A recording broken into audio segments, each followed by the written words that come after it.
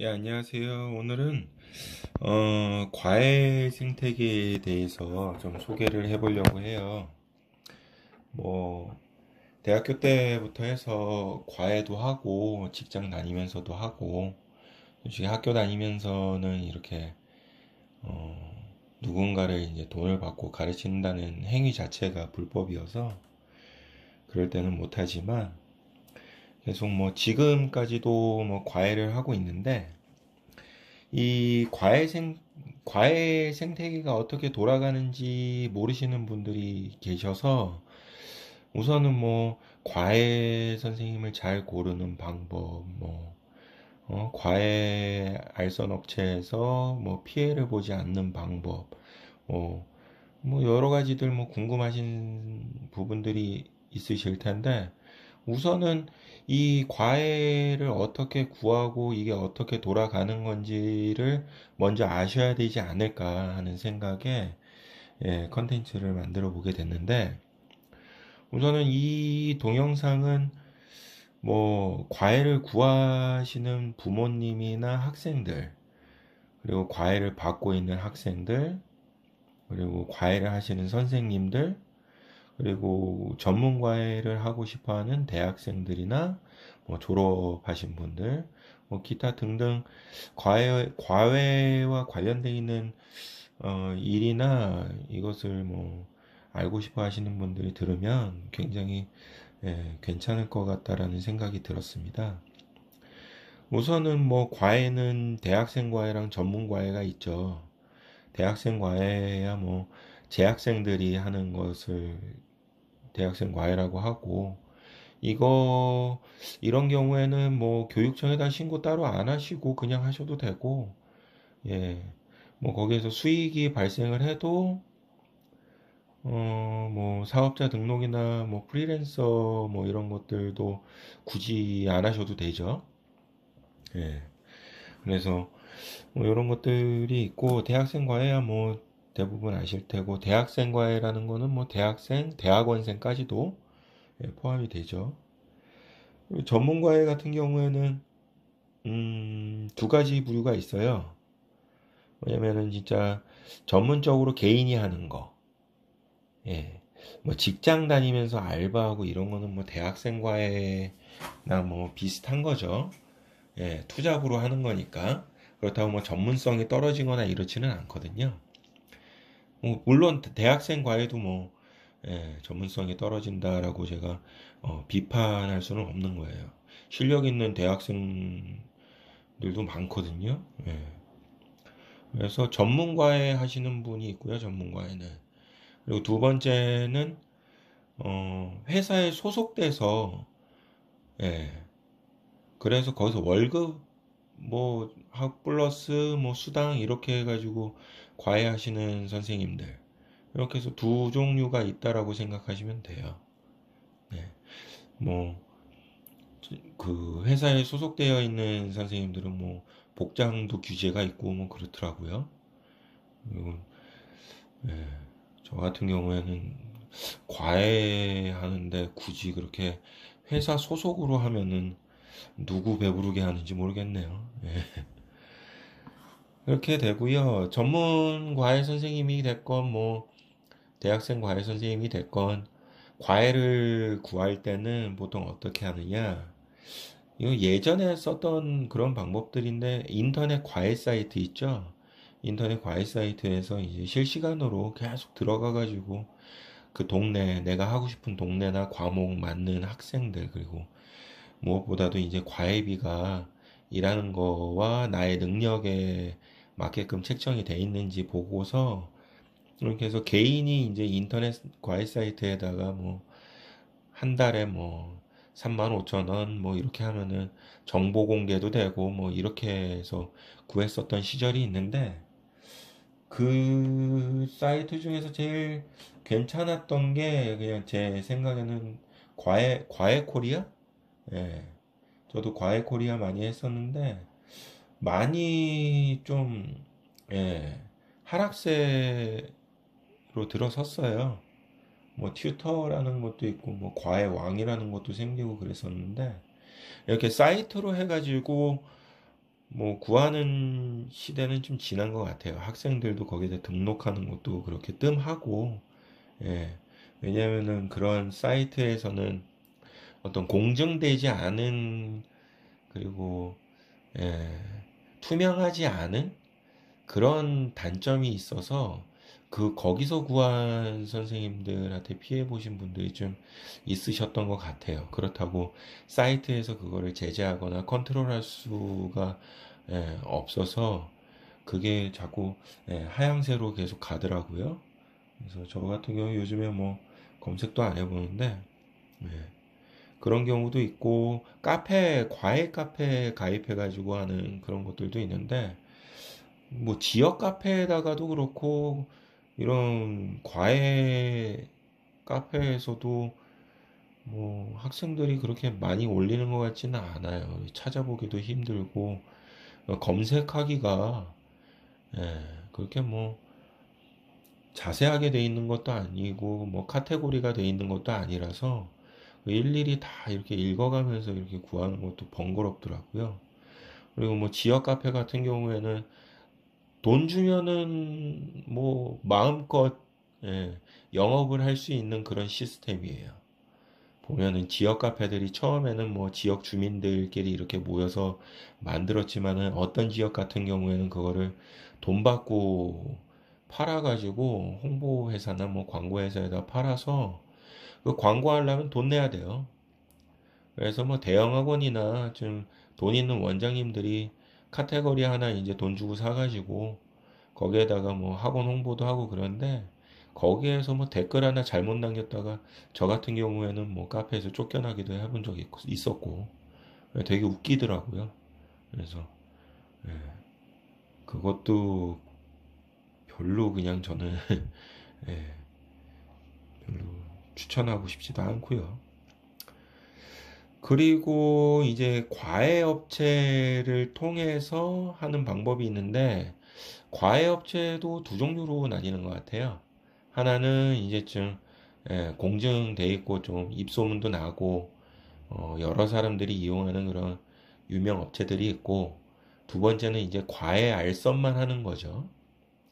이 과외 알선하는 경우에는 뭐 직접 과외를 하면서 소개가 많이 들어오는 선생님들이 이제 주변 선생님들 연락처 받아가지고 문자로 이렇게 해서 소개해주고 뭐 첫 달 얼마 뭐 이런 식으로 해서 수수료 받고 넘기는 식의 것들도 있고 그리고 그 찌라시 하는 업체들 있잖아요. 전단지 홍보하고 요런 업체에서 아파트에다가 광고를 쫙 뿌려요.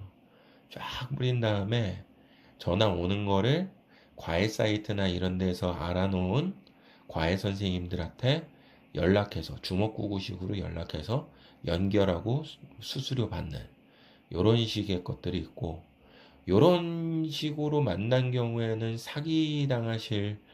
예, 사기 당하실 가능성이 좀 높죠.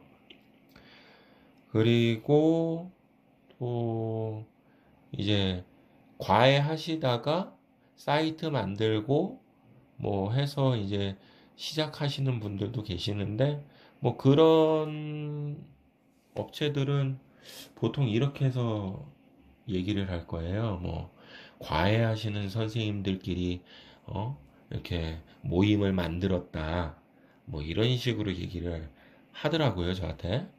가끔 어떻게 연락처를 알았는지 자기 업체에다가 등록 좀 해달라고 이렇게 연락이 와서 저 같은 경우에도 업체를 그렇게 해서 시작해서 이제 괜찮은 업체만 지금 제가 등록해서 가끔 가다가 이렇게 문자 오시면은 매칭이 괜찮은 친구들 이렇게 맡아서 예, 수업을 하곤 하는데 보통은 이제 홈페이지도 잘 돼 있고 선생님들도 많고 그리고 시스템도 어느 정도 구축되어 있다 생각하시는 그런 업체를 선정하셔서 예, 과외를 받으시는 것도 굉장히 좋을 것 같아요. 뭐 제가 뭐 홍보하기는 좀 그렇고 그렇다고 또 제가 경험한 또 안 좋은 업체들도 예, 막 이름까지 얘기하면서 지금 뭐 컨텐츠를 만들고 싶지는 않은데 상황 봐서 협찬이 들어오거나 어, 아니면은 뭐 좀 이제는 좀 여러분들도 알 때가 됐다라고 생각이 들 때 업체들을 한번 비판도 해보고 칭찬도 해보고 이런 시간도 뭐 가져보도록 하겠습니다. 그래서 과외업체에서 수업을 이제 받게 되면은 첫 달 수수료를 거진 100%를 다 떼어가요. 다 가져가고 그 다음 달 수업부터 해가지고 선생님들한테 선생님이 직접 가져가는 그런 시스템이고 신신당부를 합니다. 어디 소속이다. 자기네 것만 한다. 예. 저 같은 경우에는 뭐 옛날에 가르쳤던 다른 업체에서 뭐 A라는 업체에서 받은 학생 이제 하다가 뭐 성적이 잘 안 오르거나 이런 경우에는 뭐 이제 교체 대상이 되겠죠.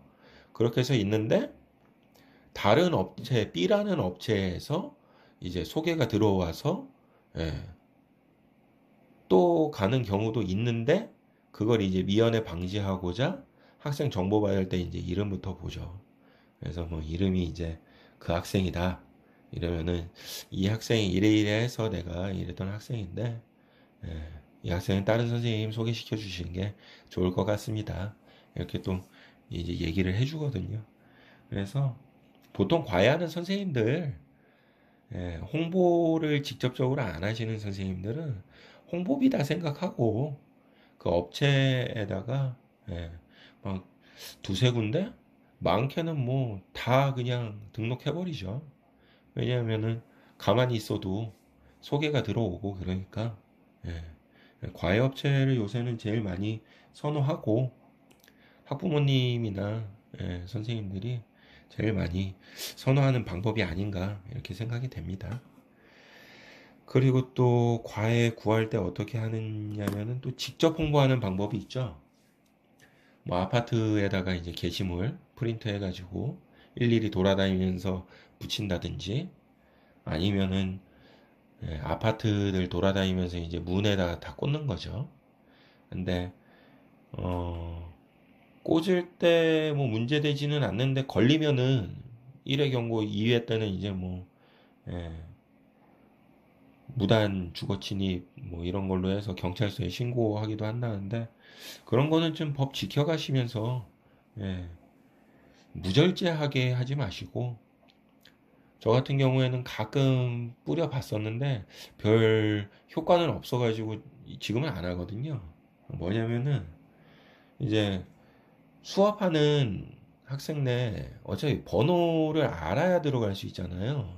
그래서 막 옛날처럼 막 돌아다니면서 그렇게는 못 하는데 수업이 있는 그 라인 이제 수업 끝나고 뒤에 수업 없을 때 이제 제일 꼭대기층으로 올라가서 걸어 내려오면서 이제 그 라인만 꽂고 내려온 적도 있고 그런데 이렇게 직접 홍보하는 거 제가 해본 결과로 가장 좋은 거는 막 아파트 단지를 거즘 그 지역을 다 뿌려야 돼요. 그렇게 해서 세 달에 한 번씩 시험 보기 한 달 전, 그리고 시험 끝난 다음에 일주일 후, 뭐 요런 식으로 해서 계속 게시물 계속 들어가게 하고 전단지 업체 하나 해가지고 뭐 2,000장, 3,000장 이거 갖다가는 말도 안 돼요. 한 10,000장 뿌리셔야 돼요. 그렇게 해서 연락 오면 5개 연락 오면 성공. 예. 뭐 학교 주변에도 막 테이프 붙여보고 다 해봤는데 많이 연락 오면 두세 군데. 그래서 전단지 만드실 때도 좀 자극적인 거. 저는 그런 것도 했었어요. 시험 잘 봤냐? 어땠냐? 못 봤냐? 뭐 이런 식으로 했는데 시험 못 본 학생들이 다 찢어버리더라고요. 그래가지고 예. 그런 것들도 이제 꾸준히 올리셔야지 요즘 학생들 뭐 핸드폰도 보고 친구들하고 이제 하굣길에 떠들면서 가는데 그런 거 잘 노출이 안 되는 것 같더라고요. 그래서 그렇게 직접 홍보하는 방법도 있고, 가장 좋은 거는 잘 가르쳐서 입소문 나고 소개받는 거죠. 근데 요새 학부모님들 좀 개인주의적인 성향이 좀 강하셔서 소개 잘 안 시켜주세요. 왜냐하면은 그 자기 아이, 자기 아이만 좀 잘 봐달라고 이렇게 하시는 경우가 있는데, 뭐 선생님들이 수업이 많아진다고 해서 그 아이한테 소홀해지거나 이러지는 않아요. 더 열심히 가르쳐주고, 어? 과외 소개시켜 주셨는데 감사하죠. 저 같은 경우에는 어머니들한테 뭐 케이크라든지 커피 쿠폰이라든지 이런 거 너무 감사하다고 때 되면 이제 보내드리기도 하고, 그리고 뭐 학생들이 친구 소개시켜주면 고맙다고 문화상품권 선물해주기도 하고 그러는데, 그렇게 해서 뭐 선생님들이 잘 되셔야, 과외 다 때려치지 않고, 솔직히 뭐 과외 잘 안 되고 뭐 두 개, 세 개 할 바에는 그냥 직장 다니는 게 낫잖아요. 제가 뭐 애 둘 키우면서 어, 뭐 이것저것 고정비까지 생각하면 한 달에 못해도 8명은 해야 이제 가정이 좀 돌아가죠. 그리고 10명 넘어서부터는 이제 좀 순위 개념으로 해서 돈도 좀 모을 수 있고, 그리고 한 사람이 과외를 하면서 최대한 많이 할 수 있는 거는 제가 해봤는데 16명까지인 것 같아요. 그거를 넘어가면 안 되겠더라고요. 그래가지고 저 같은 경우에는 어떻게 했냐면, 처음엔 이제 과외를 마지막 직장이 영재교육원이었는데, 거기 또 이사가 돈 갖다가 또 장난치고, 교육하는 사람이 저는 그러면 안 된다고 생각을 하는데, 교육 사업을 하시는 분이라 제가 거기를 이제 그만두고 전문과외를 시작을 했죠. 처음에는 거기 영재센터에서 연구직으로 있으면서 퇴근하면서 3명을 했었거든요. 3명을 했었는데 이제 소개받고 해서 5명이 됐죠. 5명 정도인데 와이프 월급보다 좀 적었어요. 그래서 열심히 하고 과외 사이트 뒤져가면서 8명 만들었죠. 8명 만드니까 와이프보다 많아지더라고요. 그렇게 해서 하다가 이제 원래는 그냥 과외하면서 뭘 차를 끌고 다녀 이랬었는데, 차로 이동하면은 과외와 과외 그 수업 사이에 시간을 뭐 30분, 15분 정도로 이제 단축을 시킬 수가 있어요. 그러면은 한두 명을 더 받을 수가 있거든요, 하루에. 그렇게 해서 16명까지 하다가 계속 소개가 계속 들어와가지고 대기를 계속 걸어놨었는데, 안 되겠다 싶어가지고, 예, 집에서부터 했죠.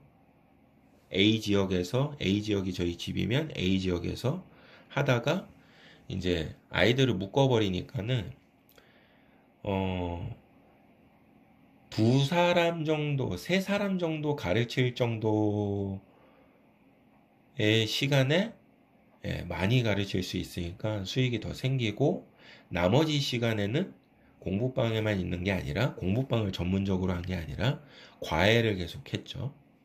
그러다 보니까 또 B 지역 아이들이 많아져서 B 지역에도 공부방을 열었어요.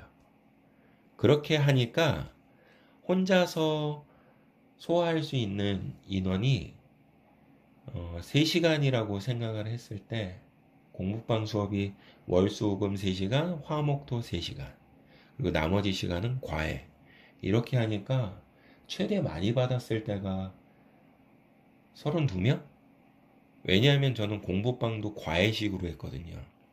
그러니까는 아이들 공부하게 하고 오는 순서대로 이제 과외 체크하고 개념 나가고, 그 다음 온 친구 불러서 체크하고 개념 나가고 이런 식으로. 그런 다음에 나머지 1시간 정도는 자율 질문하고, 그리고 질문 안 오는 학생은 끌어다가 어디까지 했는지 확인하고 이렇게 해서 과외식으로 해서 계속 이렇게 해서 굴렸는데